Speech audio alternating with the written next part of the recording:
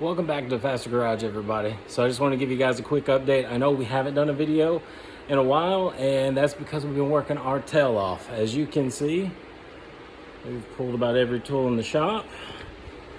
The car is up with no suspension, and look at all of our goodies. We've got Wilwood, we've got Bilstein, we've got BMR, UMI, Moog, Enegry suspension, some factory replacement stuff from Speedway Motors. So that is what's taking so long, guys. This is a huge project that we're pulling off. A lot of parts, but hopefully we'll get it done. We're going into Memorial Day weekend.